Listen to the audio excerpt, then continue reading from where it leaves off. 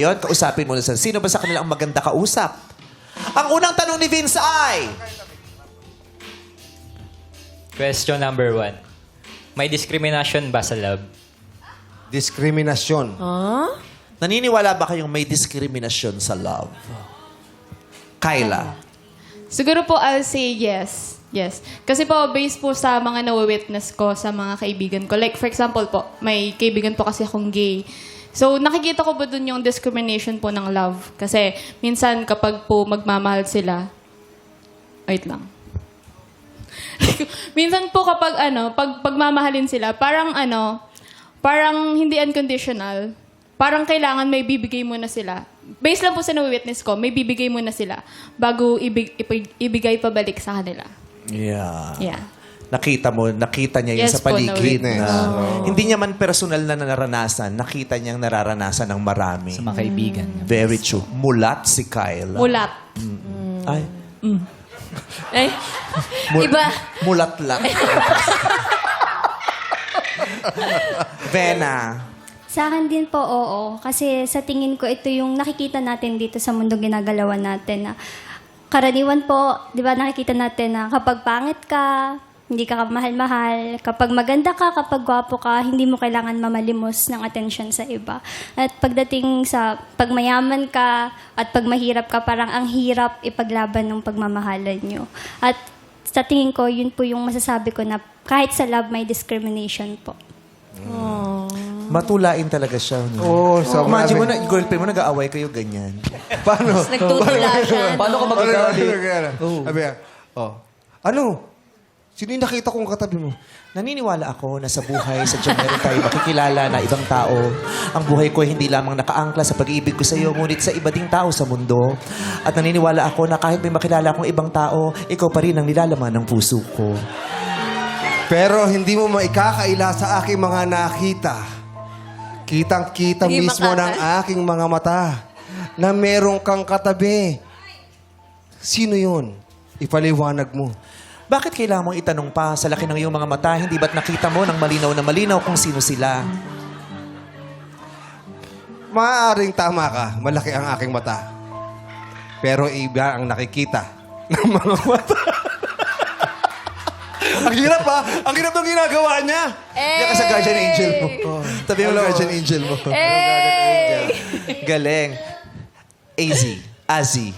Para sa akin po, wala Talagang po... para sa'yo dahil ikaw tinatanong namin.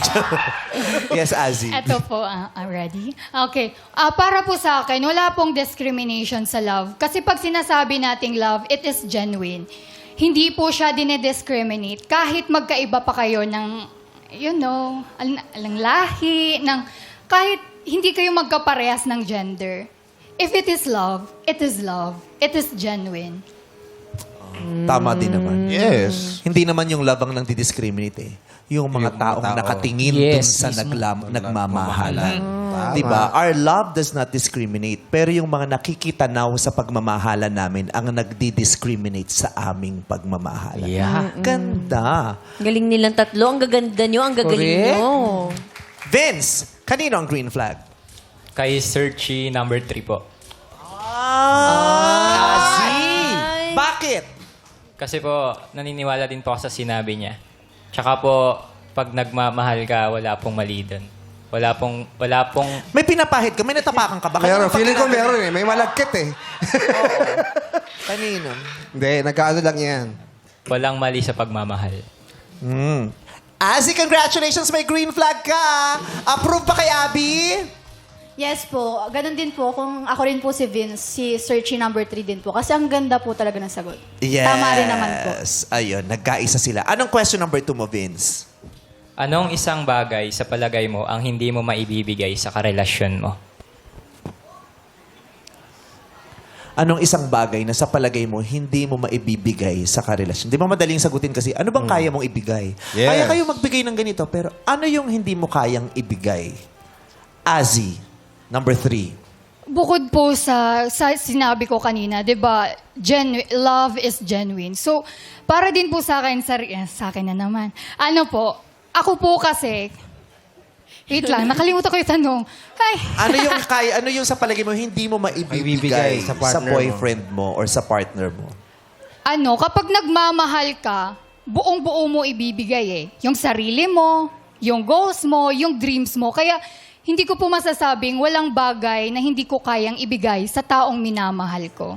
So wala, lahat ibibigay mo. Yes po. Bukod po doon sa, yung dapat kasal O di muna. meron kung may bukod. Ay. Yun po.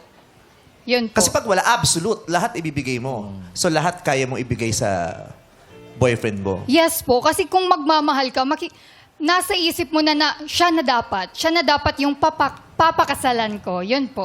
Okay. Maraming salamat po. Kay ano naman tayo? Kyla, number 1. Okay po. Ako po kasi kapag nagmamahal po ako, kaya ko pong ibigay lahat.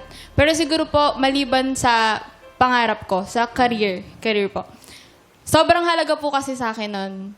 Like, yung dati ko po kasing naging boyfriend, parang yun din po yung naging problem namin. Parang career matter po. Parang kailangan po namin ng growth, kaya nag-decide po kami na mag-separate. So ano yung hindi mo maibibigay? Yung career po, yung dreams ko po. Like, hindi ko po siya kaya i-give up for that man. Eh, hindi ko kasi yung ma-explain na i-give up mo. maayos eh. Hindi yung i-give up mo. Yung, ano yung hindi mo mabibigay sa kanya? Hala. Hindi give up what can't you give to him? Hindi what can't you give up for him? Siguro po yung ano na lang. Yung oras. Girl, wala na kami oras. Ayun po. Ganun ka na lang. Oras. Wala lang ako sagot. Yung oras. Sige, wag mo lang ibigay rin O baka hindi lahat ng oras. Lahat ng oras. Hindi ko maibibigay lahat ng oras. Okay. Ito si number 2, Vena.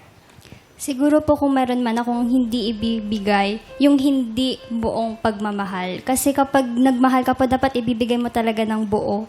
At papasok ka sa relasyon na handa mong ibigay yung buong tiwala mo, hindi ka magkukulang. O kung magkulang ka man, handa kang punan lahat ng yun. Hindi ko kayang ibigay ang hindi buong pagmamahal. Galing, naikot niya yung thought nun. Vince, kaninang green flag? Ang green flag po is kay number 3 pa din po. Oh! Yung wala. Lahat ibibigay niya sa'yo. Opo, Wow! yung lahat. Nakakita ng opportunity. Sabi nga, Gcash. bibigay nito lahat. Ayan. Oh, tapos na! Yeah. Si Azzy na ang napili. Diretso, green Yeah. flag. Congratulations! Congrats, Azzy. Pero Vince, eto muna ang mga searchies na hindi mo napili. Searchie number 1, magpakilala ka na.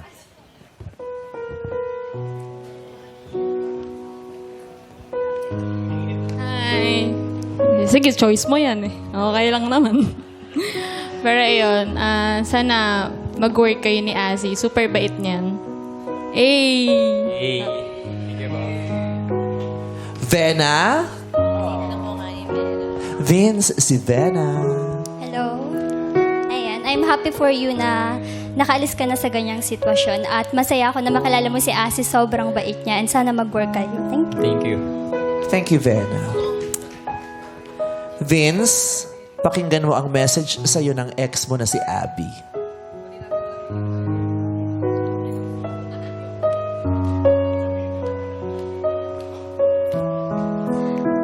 Hi, Vince. Gusto ko lang sabihin sa'yo is thank you. Thank you for making me feel loved, valued, appreciated, heard, and cared for. And thank you for those years. Kasi those years were the best year. Sorry. Those months. Because those months were the best months of my life. Sobra talaga. And sorry kasi, yun nga, hindi ko nagampanan or hindi ko na ibigay yung mga dapat na binibigay ng isang partner. And yun lang. Good luck and enjoy. Vince, anong message mo kay Abby? Hirap intindihan English. Thank you din kasi sa kahit konting panahon na magkasama tayo, pinaramdam mo sa akin na mahal mo ako. And totoo din yung pinakita at pinaramdam ko sa'yo. Totoong-totoo yan. Thank you. Thank you, Vince. Abby, may gusto kong sabihin kay Azzy?